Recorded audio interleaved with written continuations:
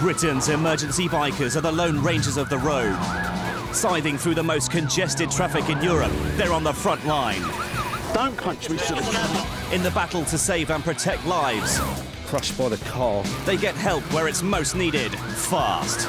Outside lane at 100 mile an hour. And the minute they're on scene, we're right there with them.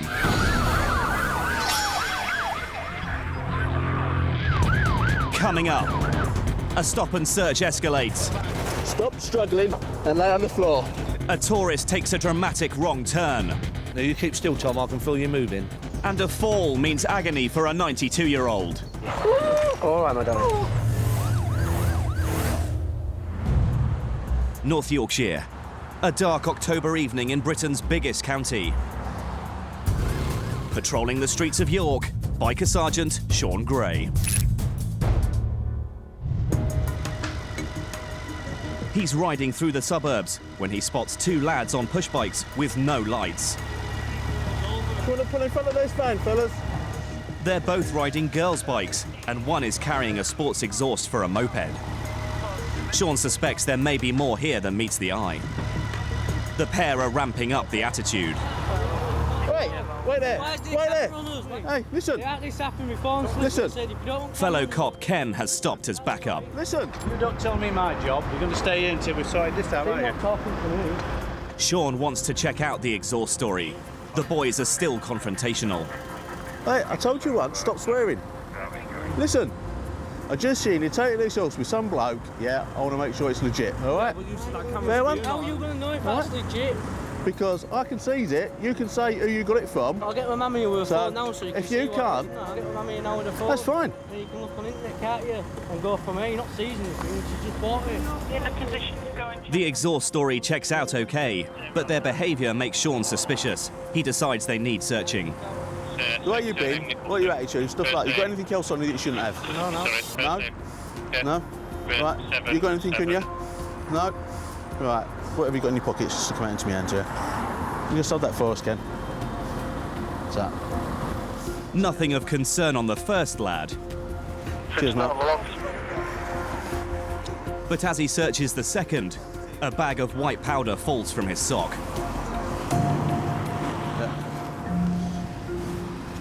What's that? That's right, mate. There's only one way this is going now. Right then, can I have that first, mate? Best in a position to control subject, you don't have to say anything, run out of defence. If you don't mention, mate. Go ahead. Stop struggling and lay on the floor. This could turn nasty. A small crowd have gathered and are egging the lad on. Ken calls for backup. Can we have a van, please, to Holgate Road? I'll spit in your piss, you dirty horrible. You are. Ken, you guys chopper.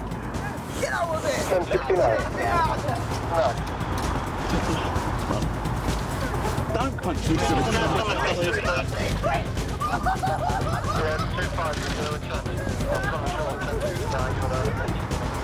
Do you see that elbow me in the face? Stop struggling. That's why I'm holding you down like that, fella. Yeah? Thank you. All right? You going to stop struggling? Are you? Come. Are you going to stop struggling? Are you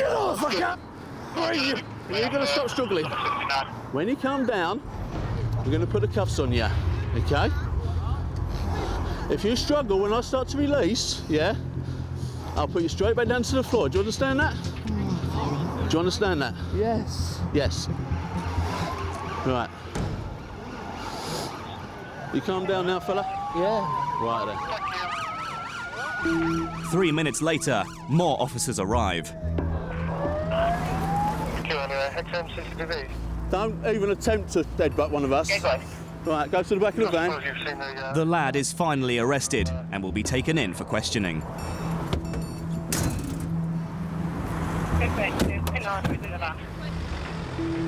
Get back to the Nick, get him interviewed, see what he has to say, and take it from there.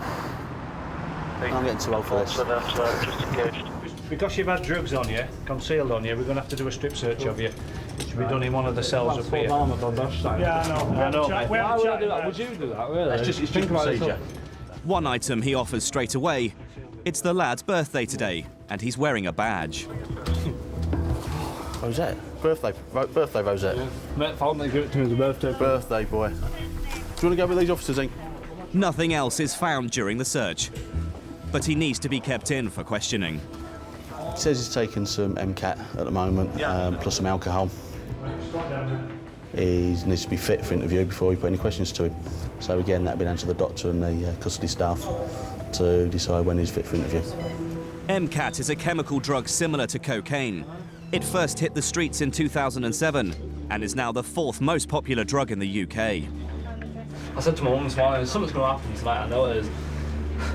It's a Class B substance, which has been illegal since 2010, and it can be a killer. It can send you absolutely doolally, from being totally normal to fighting with anybody and everybody, totally, you know, I'm invincible type thing. Or it can send you totally sort of the other way where I'm going to start, you know, harming myself. So it's a drug which is obviously very dangerous. The lad wasn't prosecuted, but given a drugs referral order instead. He completed the course, and no further action will be taken. Happy birthday. Portsmouth, the UK's most congested city, and base for biker paramedics Alan Norman and Robin Cruz. They've been friends and colleagues for the last 8 years. Yeah, we brought it for Joanna when she was at school. Yeah. It's not always right, though. No. No. I'm generally right, aren't I? Yeah, always, yeah. Lovely guy, wouldn't be without him. Oh. Fiver? Well, £10. A call comes in. There's been a crash. A car has rolled, and the driver's injured. Alan's on his way. He's got to cover 3 miles fast. On his BMW R1200 RT, he makes light work of the traffic, arriving in just over 4 minutes. The fire brigade and an ambulance are already on scene. The driver's crawled from the car, his injuries as yet unknown. Yeah. Tom, how old are you? 64. Alan leaps in to assess Tom's injuries. And did you have any episode where you felt funny before the accident at all, Tom? You were totally conscious throughout? Totally conscious throughout? Okay. Tom's an American tourist. He only arrived in the UK yesterday. And do you have any pain anywhere at all other than your hand? Head on my wrist. Head and wrist? No, hand and wrist. His hand looks badly smashed. He's been thrown about in the car and could have serious internal injuries as well as spinal damage. Tom, does your hip hurt at all? Robin arrives to help. Alan needs to insert a cannula into Tom's arm to give pain-relieving drugs when needed. His chest is checked for injuries and punctured lungs. Nice deep breath. Wonderful. And again. Wonderful. Wonderful. Little stretch, Tom. Deep breath again. Tom's chest is clear. Now the team check that he can feel his legs. Tom, without moving your head, where am I touching? My right ankle. Tom, where am I touching now? Just tell me something cold. My right thigh. Tom, you're going to feel a little bit of cold fluid go up your brain, okay? That's just a little bit of saline fluid, just to make sure that the needle's in the correct place. Tom might be concussed, so Alan checks what he remembers from the crash. Patchy memory could point to brain damage. So what do you know what happened then, Tom? What happened? I brushed up against the car, and the car flipped. So you just lost it? Tom's memory is clearly good, so Alan can rule out concussion. There seems to be no neck pain, but Alan wants it immobilised. They need to move Tom away from the car so that a neck collar can be fitted before he's strapped to a spinal board. Steady, steady, slide. You still got the head? Now you keep still, Tom, I can feel you moving. Okay. Okay, arm down. You just let us do it, Tom, all right? Happy? Nice and relaxed, nice and relaxed. Keep your head still, Don't keep your move, head all right? still. These guys will move around you. It will be quite uncomfortable, but it's meant to be like that, unfortunately. Now Tom's secure, his hand can be assessed. Tom, just move your hand for me. Yeah, it's some fractures there. Yeah, I you can had feel it them. hanging out the open window. Yeah, that's and car's the car rolled broke on. top of it. Car's rolled on top of it, isn't it? You can feel the crepitus in that hand, mate. Crepitus is the sound of bone grinding on bone, a sure sign that some of the 27 bones in his hand are smashed. Obviously his arms and his hands are moving around, and the natural thing is to brace yourself. And what's happened, he's put his hand out the window and the hand has been crushed by the car rolling over. So he's got quite a few fractures in his hand and possibly a wrist fracture. And as you can see, quite a few lacerations to the fingers. What we're going to do is we're going to put this in a box splint because it's fractured there. Not yet. Tom's not complaining of the pain. It's possible that the adrenaline pumping from the crash is masking it.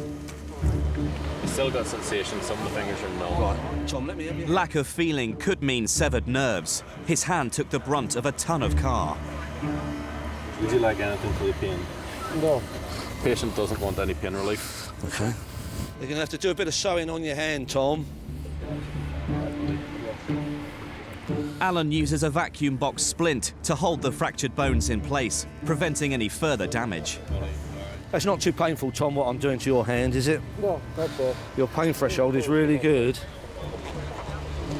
Okay, mate. Okay, we're happy? Yeah. This is going to squeeze tight now, Tom. Top banana. Okay. Yep. 1, 2, 3. It could have been much worse. Every 30 minutes, someone is killed or seriously injured in a road traffic collision in the UK. And he's just hit the back of that car and it just flipped over. So he's obviously gone woof, sudden stop, and it's just ended over. I must have brushed up against the car that was parked, and the car rolled. I couldn't understand how it rolled at such a low speed. When the car rolled, it rolled onto that part of the head that was trapped between the ground and the window. And it just crushed it, and I was able to crawl out of the car. That roof's come down quite nice, isn't it? He's got multiple fractures of the hand and possibly the wrist. Quite some deep lacerations in the web of the hand, and virtually severed the tip of the little finger. It hurts. I mean, my hand and my arm hurt. Tom, we're just But giving I you can feel it's something for the crushed. pain now. I can feel that it's crushed. No neck pain, no back pain, no other fractures, so relatively lucky. Tom's rushed to hospital. Without prompt specialist surgery, Tom could lose the use of some, if not all, of his shattered hand.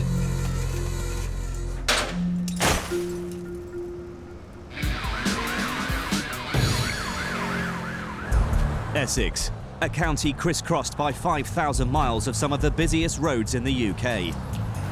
A biker cop for 23 years, PC Ray Jeffrey has seen it all in his time on two wheels.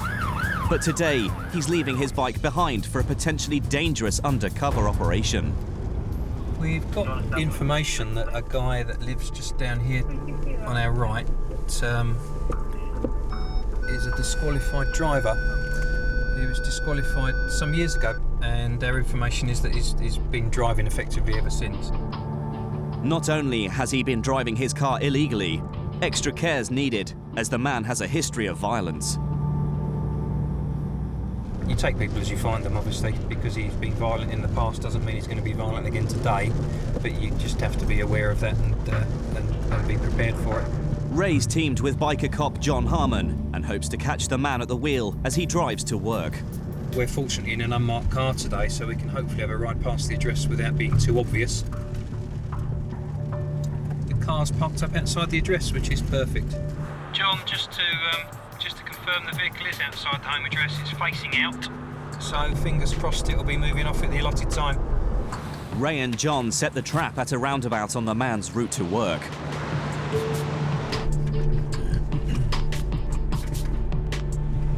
John will try to pull the car over. Ray will swoop in as backup.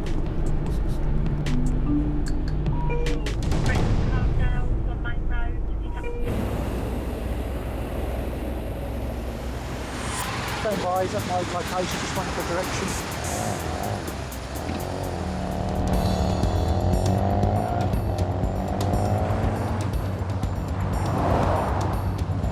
Ray moves out to close the trap. John puts on the blues. I guarantee you, now that that car has got a marked police motorcycle right behind him trying to stop him, his pulse rate will be a lot higher than ours. The driver pulls in and Ray swings in front of the car, blocking its escape. Hello, driver. Time to tell the driver they're on to him. Can you come over here for me, please? This is your vehicle? Yeah. Have you got your driving documents with you? Not with me, no. No driving licence? No. Anything in the car with your name and address on it at all? No, only me bank card. Okay, have you got a bank card with you? Ray stays close in case anything kicks off. Do you remember going to court even back in 2003 at Gray's? For a drink drive and disqualified driving matter? Yeah, I got banned, but the ban's up now. Yeah, when did that end up? 5-year ban's about 2008. There's also another stipulation to that ban. Can you remember what it was? I can't remember, that's so long ago. Okay. When the disqualification ended, you had to take an ordinary car test again. Oh. I'm now going to ask you the question, have you taken a car driving test since October 2003? In that case then, at this moment in time, you're still driving whilst disqualified. So far, so good. I'm now going to arrest you on suspicion of that offence of driving whilst disqualified. I'll have to caution you and tell you that you don't have to say anything, but it may harm your defence. Don't mention any questions. Something you may later on at court, anything you say may be given evidence. So all that's going to happen is we're just going to go into the police station and then we'll get the matter resolved. Okay. Have you got anything on your person or in the vehicle that you shouldn't have? A knife, screwdrivers? No sharps. Nothing like that at all? Can you put your hand across your chest for me, please? Pop your wallet away. Thanks, mate. This is for your safety as well as mine, all right, mate? You've got no injuries here, have you? No. Have you got any... No problems this time. We'll have to get that recovered. If you can avoid having a wrestling match with someone, that's always a bonus. We don't set out ever to have wrestling matches with people. They dictate that, really. And 9 times out of 10, if you're polite and courteous with them, this is how it ends up, polite and courteous. The car will be seized because he can't lawfully be driving it on a road, and he'll have to get someone who has got a driving licence to go and collect that for him. The man pleaded guilty at court, was ordered to retake his driving test, and paid £350 in fines and costs. He'll also have 6 penalty points added to his licence when he finally does get one.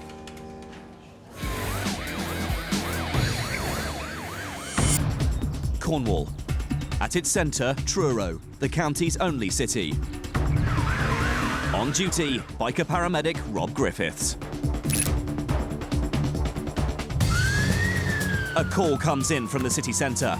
A local's called to say a young lad has been attacked in the street. Rob doesn't yet know how seriously the boy's injured. He needs to get there fast. He cuts through the afternoon traffic, covering the 3 miles to his patient in 4.5 minutes. Rob's first on scene. The young man's very agitated, and Rob needs to calm him down before assessing his obvious injuries. Tell me what happened. What's happened, Liam? Jumped. Right, okay. By bare kids, man. There was like 20 of them. Well, no, about 10. Well, a bit more than 10, but kids. only like 10 of them quite true. All right, how old are you, Liam? 14. 14, are you, mate? Yeah, mate. Okay. All right, so you got jumped by a load of lads, and what have they done to you? Obviously, I can see your nose. Have you broken your nose before? No. Not at all. So your nose was straight before. Yeah, got... What have they done? They knocked you to the floor, punched you in the head, or what have they done? A bit of head, Right. bit of ribs, bit of all sorts. I got Okay. kicked. Okay. I got back up. Were you knocked out? Yeah, All right. I just got up. I was like, right, you done a shit job. Okay, mate. Let's have a listen to your chest. Nice deep breath. Being kicked on the floor could have left Liam with broken ribs or a punctured lung. I'm very angry at the minute. Yeah, I'm sure you are, mate. I would be as well. I totally understand how angry you're feeling. There's no wheezing sound from his chest. His lungs are fine. Breathing isn't painful. He has no broken ribs. Is your vision all right at the moment? You can show us in your eyes, all right? It's fine, mate. Yeah? The obvious blows to his head could leave him concussed. All is fine, but his nose is anything but. Have you got a bit of a nasty injury to your nose there, bud? Yeah, it should be all right. I think because of the state that's looking, that's going to be a trip up the hospital. Have you had any drink or drugs today at all, Liam? No? You don't do anything like that, mate, no? Good lad. Was this all done with a fist or was it with a weapon? Don't have a clue. You don't have a clue? We're going to have to inform the police, mate. You know that, don't you? You're 14 years old, mate. You've been assaulted by a group of lads. We need to get the police on the way. No, I don't. Liam doesn't want the police involved, but Rob has no choice. This is assault on a minor, meaning a probable criminal investigation. Yeah, roger that. We've got a 14-year-old lad who's just been assaulted. We're trying to keep him on the scene. Have to have the police here as well, because he's actually walking off at the moment. Liam has now joined the horrifying statistic of 164 cases of violence reported to the police every day. Liam, can you come back to my bike, mate, just so I can do my final checks on you? Come on, fella, we need to sort you out. Come on, mate. Mate, I'm here to help you, that's all. I'm not here to wind you up. I don't mean to wind you up. I know you're angry. Can I have a look at your face now? Okay. Can I have a feel around this bit first? Is that all right? Rob's worried the punches have caused a blowout fracture. Broken bones around the eye socket are most commonly found in car crashes. Clench your teeth together for me. Any? Yeah. Right. Where's your pain? Right in the orbit there. Okay. Liam may have a break in his right eye socket. Untreated, he could end up with permanent eye damage, even loss of sight. Rob must keep him here until the ambulance arrives. Mate, come on. But your nose seriously needs straightening out. They've done a good job on it. Hey? Mate, Liam, stay here if you can, mate. Look, you're safer here than you are anywhere else, mate, aren't you? Just stay here with us. You're much safer here, buddy, aren't you? Suddenly, a group of youths appear on the corner. Is this him here? Don't let him hit me, please. No. Yeah, you don't want anyone here for a minute, all right? I don't want to talk to him. Oh, you know this lad, do you? All right, okay. No, Liam, you got to stay here, mate. All right? I'll just run if you won't let me talk. Liam, if you run, no, Liam, I'm not going to restrain you, but what I will say, if you run, I'll get the police to bring you back, mate. Will you so there's do no that point. Let's go for a walk. Liam, honestly, the ambulance is here. Liam eventually agrees to go to hospital with his friend. Now the police have also arrived. Two 18-year-old lads have turned him round and punched him in the face, knocking him to the floor, and then they said he got kicked. And he's broken his nose and possibly his orbit on his right eye. He's quite badly injured. So at the moment, we're just treating him quite carefully, just to try and get him up to the hospital. But he's a bit agitated and difficult to manage at the moment, wanting to run away. So, shall I introduce you? Okay. Sign of the modern times, unfortunately. Feel sorry for him a little bit. He's a young lad, 14 years old, who's been assaulted. For somebody to be punched that hard, to break his nose so obviously, you know, that's quite some impact, and that's quite some attack. Police will contact Liam's parents, and they can meet him at hospital where he'll be thoroughly checked over. If he has broken his eye socket, he could need surgery. Cornwall, lunchtime. On call, biker paramedic Ian Hooper. A 999 calls come in. A 92-year-old woman's in agony after falling outside her home. She's over 10 miles away in Redruth. Ian needs to get there fast.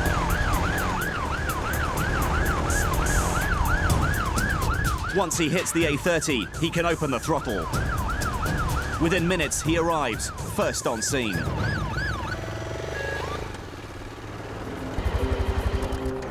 Eva's stricken on the ground. Her daughter Linda's beside her. She'd been watering the garden when she tripped. Hello. My name's Ian. What's your name? Eva. Hello, Eva. What's happening? My left hip, I think. What have you done? You've fallen? I just fell as I am. I'm afraid to move. Okay, don't move, Eva. It's fine. Falls in the elderly are more common, often linked to poor balance and coordination. Every day, over 2,000 people aged 60 or over end up in casualty after a fall. Is it in a lot of pain? That's just there. Is it painful all the time? Yes. Okay. All right. What we're going to do is just initially give you some gas to breathe, and then I'll have a little feel. Okay. But you remember falling? Oh yes. And you didn't bang your head or anything? Yeah, well, I'm 92, so yes. At 92, Eva's bones will be weaker. Her femur or thigh bone, which connects to the hip joint, could be fractured.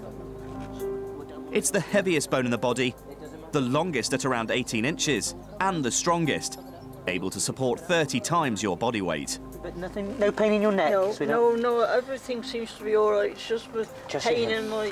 And I've been afraid to move because of pain in my... Yeah, that's all right. I've been laying on my elbow until now because to keep myself up. You got any pain in that shoulder or anything? No, it's all in that hip, is it? Nothing. Okay.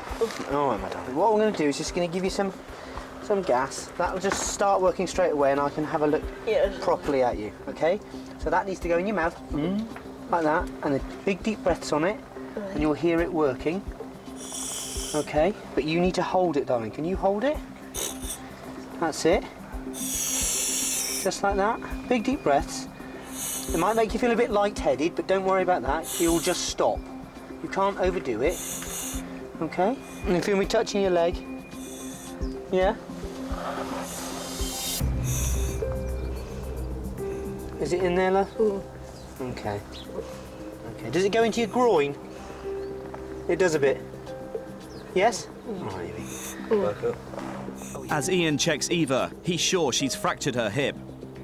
Depending where the break is, it could cut off blood supply to her hip joint, which could become weaker and ultimately collapse. All right, darling. Okay. I'm just thinking about putting a little needle in your hand and giving you something a bit stronger before we move you. It doesn't seem to be taking any effect. Okay. All right. All right. We'll sort you out then. Eva's in so much pain, she needs morphine. That's it. That's all done there now. That's the worst of it over, lovely. Well done. I just want to move and I'm afraid. We're going to move you now. Eva could have been on the ground for a while. It's been a chilly September, and she could be at risk of hypothermia. Every day, this silent killer claims an elderly life. Okay. Now, Eva, this is the morphine to help you with your pain. All right. Okay, so we're just going to trickle this in a little bit, okay? Yeah. Right. And hopefully it won't work straight away. We'll have to keep using the gas, okay, just before we move you, but it might just take the edge off it in a minute, okay? The ambulance crews arrive to help Ian move Eva as soon as possible and get her to hospital. Eva, what we're going to do is we're going to get rid of all these cushions and put something to pick you up. So it's like this stretcher. You see this stretcher here? Can you see it? Yeah, all right. It's in two bits. So we're going to put it behind your right side and roll you onto it. But what I want you to do in the meantime, I want you to take big deep breaths of that. Big deep breaths. You concentrate on this, yeah? While Mike and Ed are just behind you. All right? Big deep breaths for me, Eva. Big deep breaths. That's it. Longer breaths if you can. Oh, still a lot of pain. I know. Yeah. Now they must gently slide the other half of the board under the suspected fracture. Big breaths. All right, how are we doing? Just need to bring this arm up as well. All right, love. Ed's got your leg. Just relax. Big breaths. Big breaths. All right, my darling. All right. You all right, Ed? I'm just going to hold it. Big deep breaths for me, sweet. You do that, man. Right, let me just hold you steady. Okay? I've got you. I've got you. All right, darling. All right. Really well done. That's it. We'll soon get you on a much more comfy. Just about getting you off the floor. Big deep breaths. That's it. Well done. That's it. Straight on there, are we? Yeah. The worst of it's over. Eva will need an X-ray to confirm a fractured hip. She will almost certainly need surgery. Daughter Linda will go to hospital with her. She's had falls before, but nothing like this. That is a particularly common type of injury for us. Each of us will probably do that on at least a weekly basis, I would guess. Every week, hospitals deal with nearly 400 hip fractures in the UK. She's going to be in the best place now, get her sorted out. She can come in the ambulance.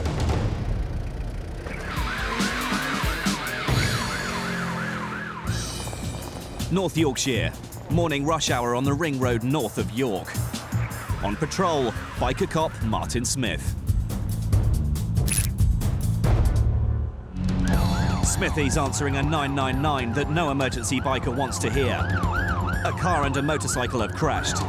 The rider's been thrown from the bike and is badly injured. Paramedics are en route. Smithy needs to get there fast. Nearby officers have closed the road.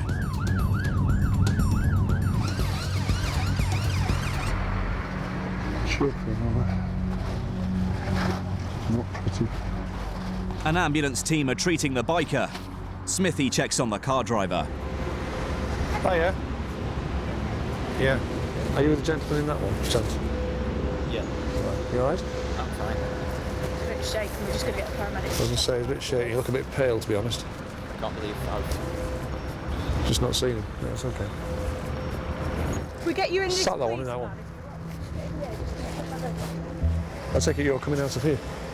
Yeah. On your own? Sorry? On your own? Yeah. All right. So up you in there, keep you a bit warmer. What I'm going to ask this young lady to do, because she's damn sight better looking than me, is just get a few lines on paper as to what's happened. I think in short, it's fairly self-explanatory. The driver of the Astra has come out of here intending to turn right, and as you can see, his indicators are still on. Motorcycle's been coming into town from the roundabout, and the Astra would appear on the face of it to have pulled out in front of him. The gentleman there, despite the fact he apparently appears uninjured, he's quite shocked. He's lost all his colour. I've asked the paramedics to come and look at him as soon as they can. Obviously their priority is the motorcyclist on the ground at the moment. The biker is conscious, but has suspected broken ribs and a broken wrist. His spine could be seriously injured. It might be a radical assumption, but it looks as if the vehicles have borne the brunt and he's gone over the top, whereby he saved himself from that mess. Smithy needs to get word to the man's family. Let's go with 266 then. 266, go ahead. Could you please tell me that his son has had an accident? Yes, he is injured, but he's conscious and talking, but he's going to go to York District Hospital. And I think it would obviously be prudent if he came straight down to come and see him. There's nothing to worry about as far as I'm aware, but he's obviously got some injuries from coming off the bike. Smithy must now preserve the scene and gather evidence. It would appear the car has not given way to the motorcyclist, and the motorcyclist has priority given the road and the road markings. If that then is a question that the driver's standard of driving falls below that of a reasonable and careful and competent driver, then he commits an offence for which he could ultimately end up in court for. He may not. Every day, 71 people are prosecuted for careless or inconsiderate driving. Are we happy for me to let them use it? Motorbikes are especially at risk. They make up 1% of traffic, but 22% of road casualties. How are we doing on In 2011, 403 bikers were killed on British roads, more than one a day. Worst case scenario in an accident like this is that the gentleman has damaged his spine. You do think like that with motorcycle accidents because the body is not as protected as if it's in a steel shell. But looking at it, hopefully he's going to be all right. Smithy knows the risks bikers take every day. I don't sit worrying about the fact that you're vulnerable on the motorbike, because I think if you did, you wouldn't ride it. It's a decision you make for yourself. If you like riding them, you ride them. If you get it wrong, make a monkeys of it, or ride like an idiot, sooner or later it's going to bite you in the backside. How and when it does that, only fate decides. The biker was kept in hospital for 2 days and had 2 operations on his badly broken wrist. The car driver pleaded guilty to driving without due care and attention. He was fined a total of £150 and his licence was endorsed with 3 penalty points.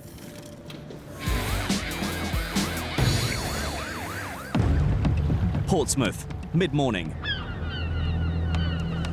Poised to respond to emergencies, biker paramedic Robin Cruz. A call comes in. A woman's had chest pains and sweats overnight. This could be serious. 3.5 minutes later, Robin's first on scene. He doesn't yet know what he's facing. Hello? Hello? What's your name? Elizabeth. What's going on? What have you called? Yesterday, well, last night, I had a load of pains in my arm and my chest. Pains in your chest? Yep, there. I've got pains up me going up my arm. Just your right arm? Yeah. The day before that, I had a load of sweats. Okay. Chest, arm pain and sweating all alert Robin to the possibility of a heart attack. 48, you said? So it's only this morning you phoned the doctor, is it? Yeah, I'll go before this morning. What medical history do you have? Just diabetes. Just diabetes, okay. Right, let's have a quick look at you then. Diabetes increases the chances of suffering a heart attack, as does smoking, bad diet and high blood pressure. Do you still have chest pain now? It's not so bad. I've still got pain going up and down my arm and my fingers.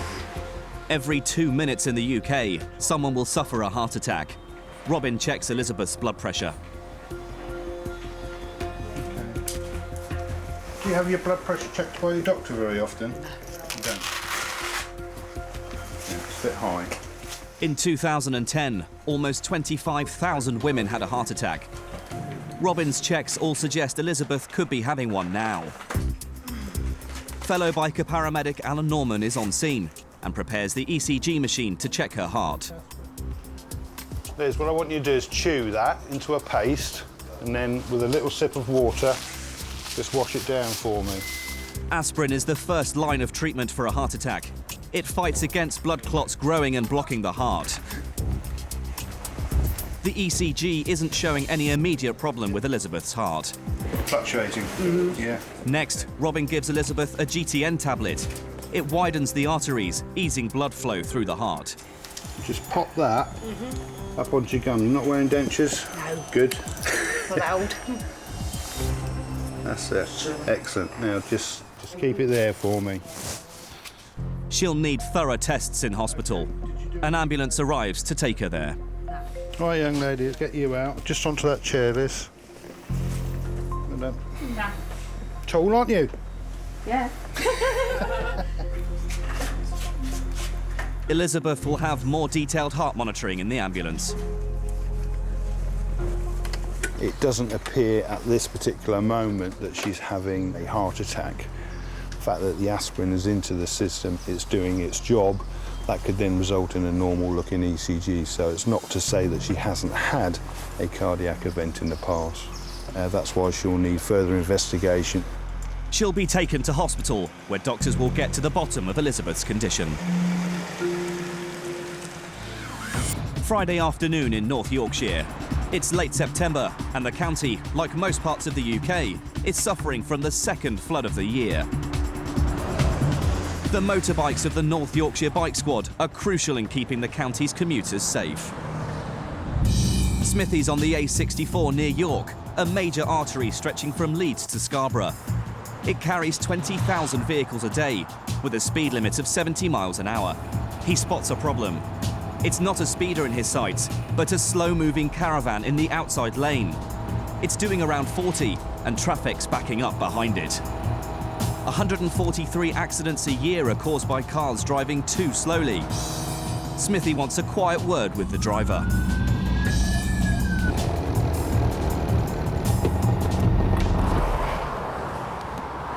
Hiya. Just a bit of advice, really, and a question. What did you pull out into lane 2 for when you were coming up to the junction? Sat-nav told me to. Yeah. I'd only just turned it on. Right. Yeah. Obviously, this is where the sat-nav, that bit about don't follow the instructions if you're not happy, because there was a silver Mercedes van come up behind you and he was braking like hell because he wondered what you were doing. And the second question, straight honest answer, don't think about it. Were you having a look at the floods as you came over a bridge? Yeah. Your speed dropped from 48 miles an hour to 36 miles an hour as you went over the bridge because you're looking at floods.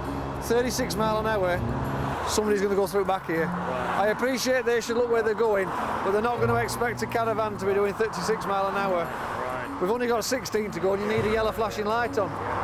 He's not in trouble for anything as such, but you can see that those errors are causing his driving to be such that we're going to have an accident. Get your wits about you, get yourself orientated, give the sat-nav a good thump, and just be careful, because it's these little distractions that we sometimes think, well, why has this accident happened? And then you're enjoying your holiday, having a look at our beautiful floods, and you nearly had something else in back here. Yeah, my wife said, look at that. Aye, You know. taking a notice on her. I know you have to most of the time, but not on these occasions. All right. Yeah. All right. All right, see you later. They wouldn't prosecute him under the circumstances, but as soon as somebody goes through the back of it, and 2 witnesses say, well, he was only doing 36 and he went into lane 2, it's driver improvement, he should be dealt with. But this is the sort of thing that causes the accidents. This is just one of the 14 million drivers who rely on sat-navs. It's claimed their misuse has caused £2 million worth of damage on UK roads. Smithy heads back out on the A64 and soon comes across another slow-moving car causing a potential threat to other drivers. At 32 miles per hour, it's travelling at less than half the speed of the other cars. Time for some more gentle advice from Smithy.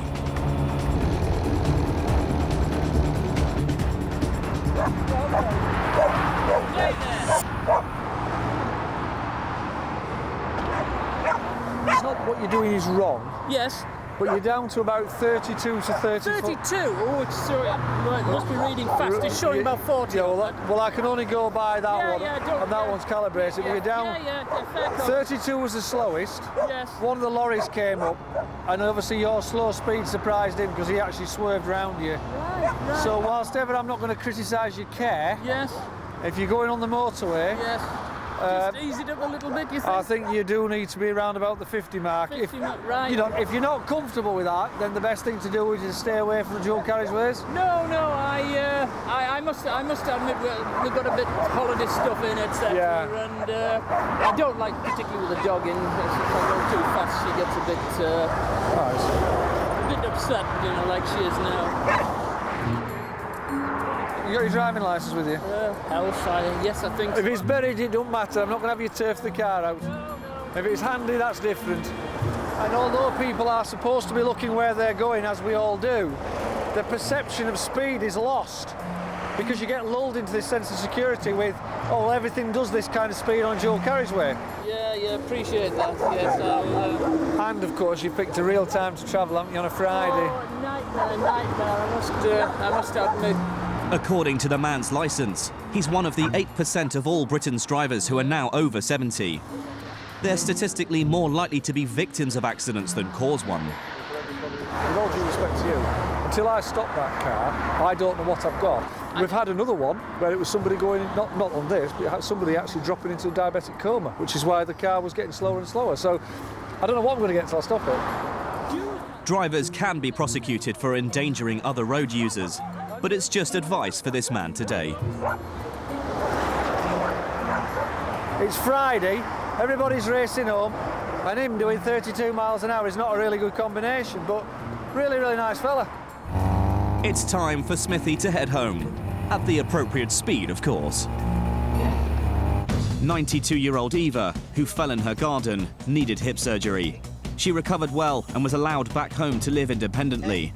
Sadly, she died from an unrelated illness 5 months later. Her family want to thank Ian and the ambulance service for their care and help. Elizabeth had a series of extensive tests in hospital. They found no evidence of a heart attack and she was discharged. Tourist Tom was taken to the Queen Alexandra Hospital in Portsmouth, where he needed surgery to repair a broken wrist and bones in his hand. He was discharged after 6 days and flew straight back to the USA. The injuries were so severe that it may take a year or more to regain full use of his injured hand. And Liam did not have a broken eye socket. He had his nose reset, and it's now as good as new.